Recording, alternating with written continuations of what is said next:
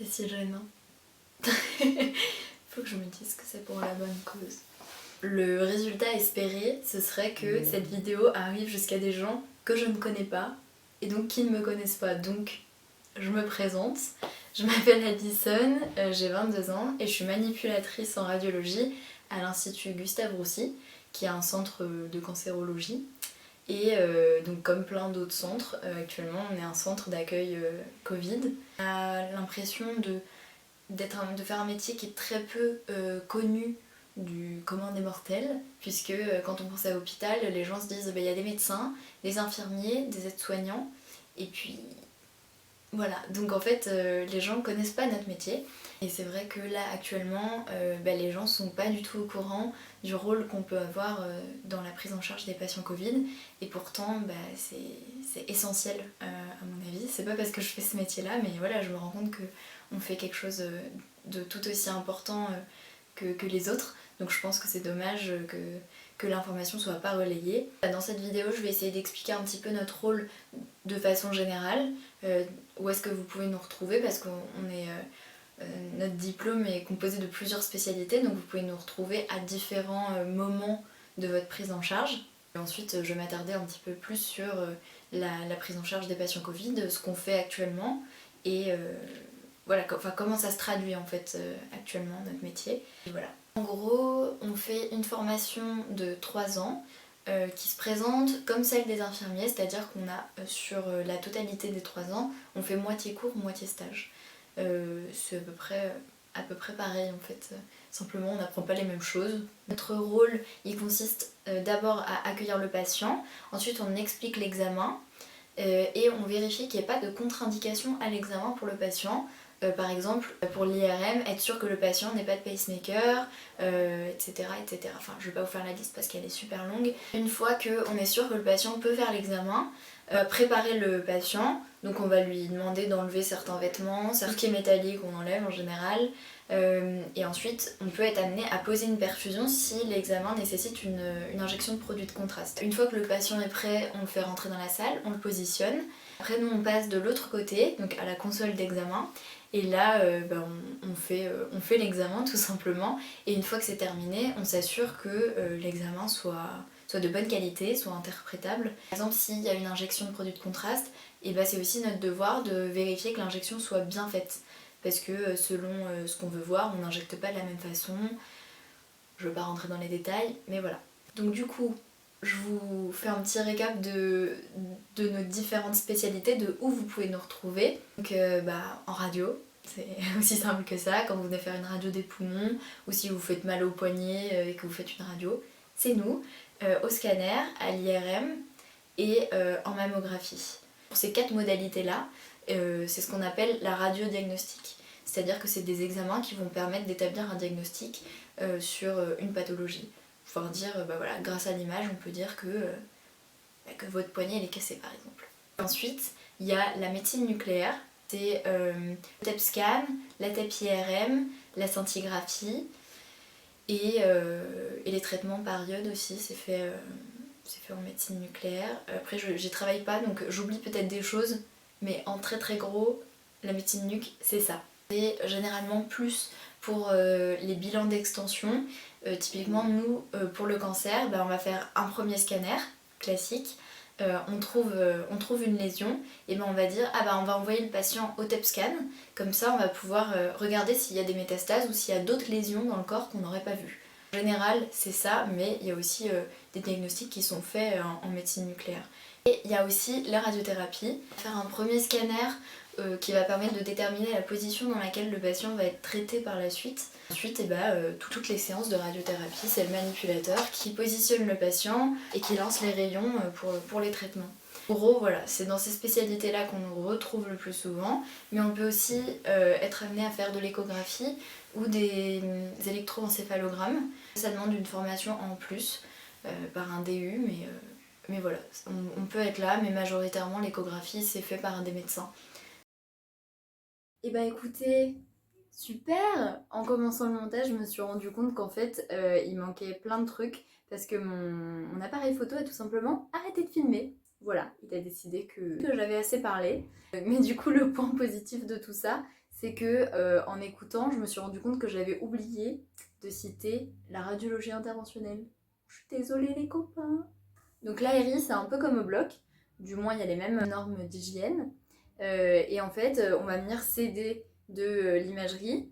Donc concrètement, ils font, chez nous, ils font des poses de chambre implantables, des poses cathées, des cimentoplasties et des biopsies sous scanner et sous échographie. En neuro, la Pitié-Salpêtrière, il y a le vasculaire, et donc le vasculaire ou radiologie interventionnelle, c'est la même chose. Et donc là, ils posent par exemple des stents dans le cerveau ou dans le cœur si besoin, des coils, etc., etc. Ils font plein de trucs, donc on les applaudit aussi. On vient au sujet du jour qui est la prise en charge des patients Covid. Comment ça se passe chez nous, en quoi on est utile, pourquoi on a besoin de nous et pourquoi on aimerait bien que le président, dans toute la liste des métiers qu'il cite, qu'il y ait manipulateur en radiologie. Voilà, c'est aussi simple que ça.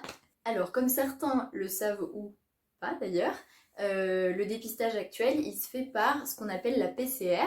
C'est un espèce de coton-tige qu'on vous met dans le fond du nez pour aller jusqu'au cavum qui se trouve derrière le nez.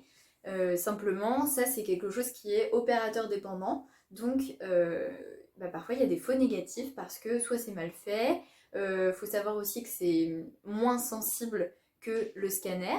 Donc, comme me l'a expliqué tout à l'heure ma collègue, je n'étais pas au courant, mais parfois, une fois que le virus est dans les poumons, il se trouve plus derrière le nez dans le cavum. Donc du coup, on a beau faire le test une fois, deux fois, trois fois, il n'est pas là, donc ton test, il sera toujours négatif. Comment on pallie à ça? Tout simplement, on fait un scanner thoracique sans injection, c'est ce qui est recommandé par l'OMS.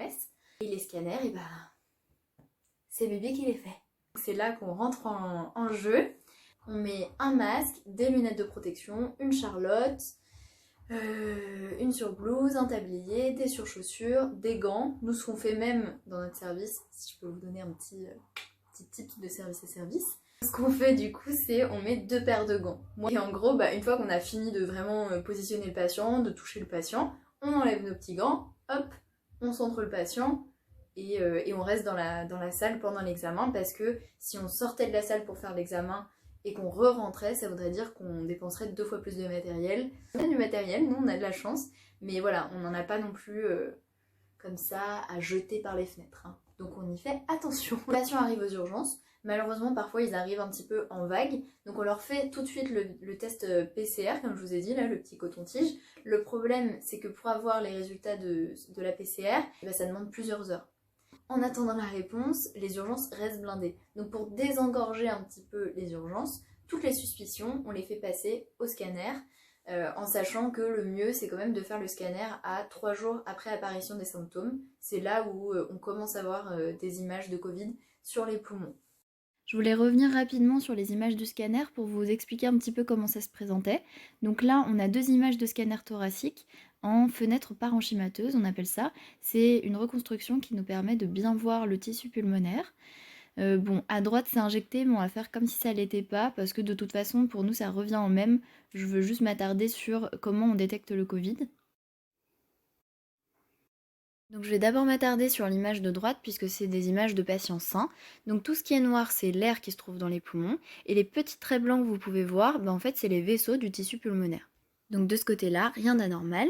Alors que quand on passe à gauche, comme vous pouvez le voir là où c'est indiqué par la petite flèche, et donc cette image-là, c'est caractéristique du Covid et c'est ce qu'on appelle des images en verre dépoli. Donc grosso modo, ça ressemble un petit peu à des toiles d'araignée. Désolée s'il y a des radiologues qui passent par là, mais je trouve que c'est un peu plus clair comme ça quand on n'a pas l'habitude des termes radiologiques.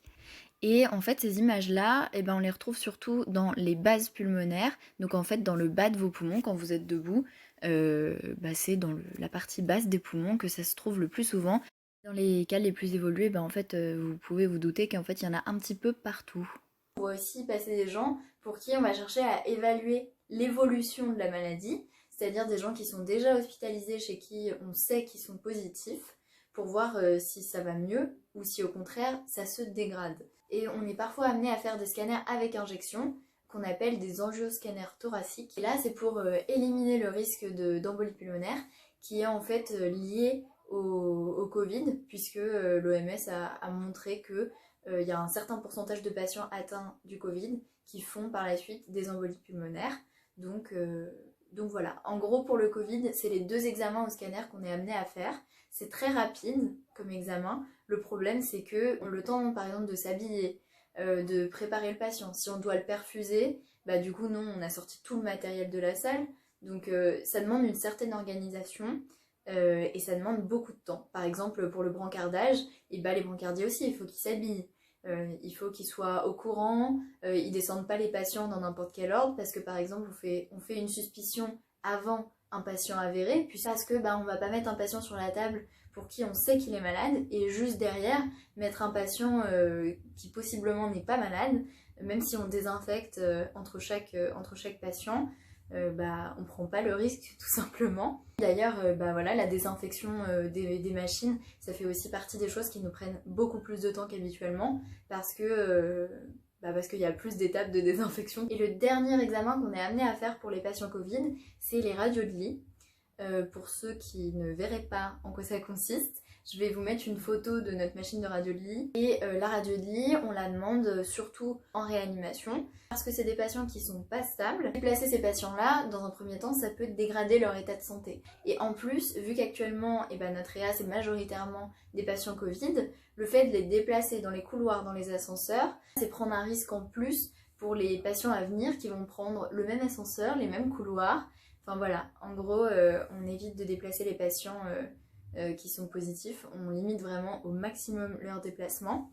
Et pour la réanimation, bah, c'est tout particulier parce que c'est des patients qui ne peuvent pas forcément bouger. Donc c'est nous qui venons à eux et ça nous permet de faire un suivi par radio. Et si vraiment il y a besoin d'un scanner, bah, dans ce cas-là, ils descendent comme les autres patients. On les prend en charge comme je vous ai expliqué juste avant. Je pense que là j'ai fait le tour concernant la prise en charge des patients Covid. Si quelque chose d'autre me vient en tête, j'essaierai de vous le mettre en barre d'infos. J'ai toujours rêvé de dire ça.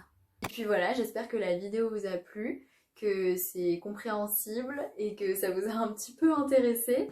Et si c'est le cas, bah, n'hésitez pas à partager parce que à l'heure actuelle on entend beaucoup parler du monde médical, mais encore une fois, nous, voilà quoi. Je sais que ça fait pas toute la différence, notre métier on le fait parce qu'on l'aime, mais un petit peu de reconnaissance ça nous ferait vraiment, vraiment très plaisir. Donc merci d'avoir regardé la vidéo, et puis si je vois que ça vous a plu et intéressé, que vous êtes curieux d'en savoir plus sur mon métier, bah peut-être que je ferai d'autres vidéos. Puis si vous avez des questions et que je peux y répondre, n'hésitez pas. Je saurais peut-être pas répondre à tout, mais c'est vrai que parfois il y a des choses qu'on ne spécifie pas parce que pour nous, ça semble logique parce que c'est notre quotidien. Pour finir, j'espère que tout le monde va bien chez vous. Prenez soin de vous et de vos proches et surtout, restez chez vous. Et puis je vous laisse partager la vidéo si vous avez envie de nous donner un petit peu plus de force à nous les manips. Bisous!